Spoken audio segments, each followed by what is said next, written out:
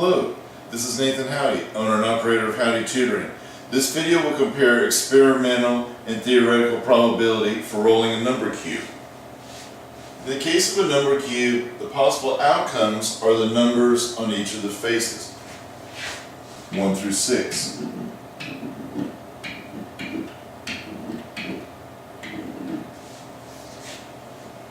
Theoretical probability is what we expect or think in theory will happen, or what should happen when an experiment is performed. Suppose this number cube was rolled 24 times.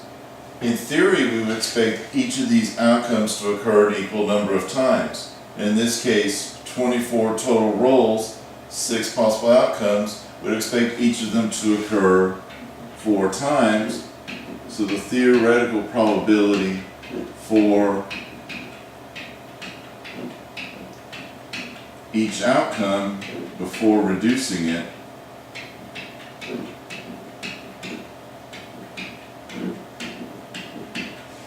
would be 4 24ths, which were reduced to 1/6. However, let's suppose the experiment's actually performed that the number cube is rolled 24 times. We could have data such as the following.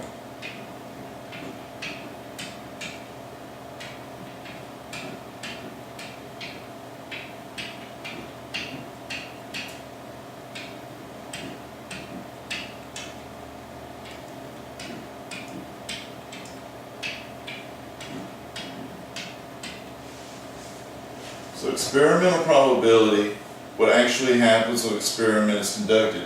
Theoretical is what in theory, what we expect will happen.